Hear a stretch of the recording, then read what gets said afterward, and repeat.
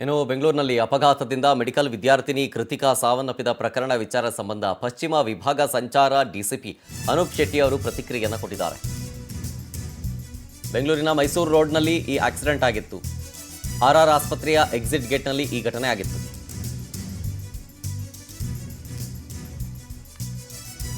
ಈ ಆಕ್ಸಿಡೆಂಟ್ ವಿಚಾರ ಸಂಬಂಧ ಅವರು ರಿಯಾಕ್ಷನ್ ಕೊಟ್ಟಿದ್ದಾರೆ ಡಿಸಿಪಿ ಅನೂಪ್ ಶೆಟ್ಟಿ.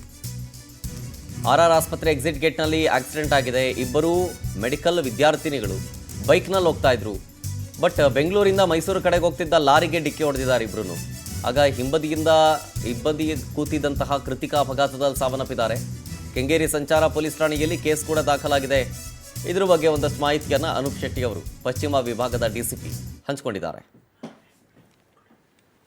ಪೊಲೀಸ್ ಠಾಣಾ ವ್ಯಾಪ್ತಿಯಲ್ಲಿ ಆರ್ಆರ್ ಮೆಡಿಕಲ್ ಕಾಲೇಜು ಮುಂಭಾಗ ಮೈಸೂರು ರಸ್ತೆಯಲ್ಲಿ ಸಿಟಿ ಕಡೆಯಿಂದ ಮೈಸೂರು ಕಡೆಗೆ ಹೋಗುವಂಥ ಒಂದು ಗಾಡಿ ಕಾಲೇಜ್ ಕಡೆಯಿಂದ ಬರುವಂಥ ಒಂದು ಟೂ ವೀಲರ್ಗೆ ಡಿಕ್ಕಿ ಹೊಡೆದ ಪರಿಣಾಮವಾಗಿ ಆ ಟೂ ವೀಲರಲ್ಲಿ ಹಿಂಬದಿ ಸವಾರಾದಂಥ ಮಹಿಳೆ ಕೃತಿಕಾ ಅಂತೇಳಿ 21 ವರ್ಷ ಇವರ ಮೇಲೆ ಟೈರ್ ಹರಿದಿದ್ದರಿಂದ ಅವರು ಹಾಸ್ಪಿಟಲಲ್ಲಿ ಮೃತಪಟ್ಟಿದ್ದಾರೆ.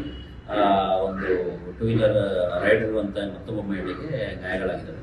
ಇದಕ್ಕೆ ಸಂಬಂಧಪಟ್ಟಂತೆ ನಾವು ಪ್ರಕರಣವನ್ನು ದಾಖಲಿಸಿಕೊಂಡಿದ್ವಿ. ವಾಹನ ಮತ್ತು ಆರೋಪಿನ ಅವಶ್ಯಕ ಅಲ್ಲ. ಈಗ ಅದು ಇನ್ವೆಸ್ಟಿಗೇಷನ್ ನೋಡಬೇಕು ನಾವೀಗ ಫುಟೇಜ್ ಎಲ್ಲ.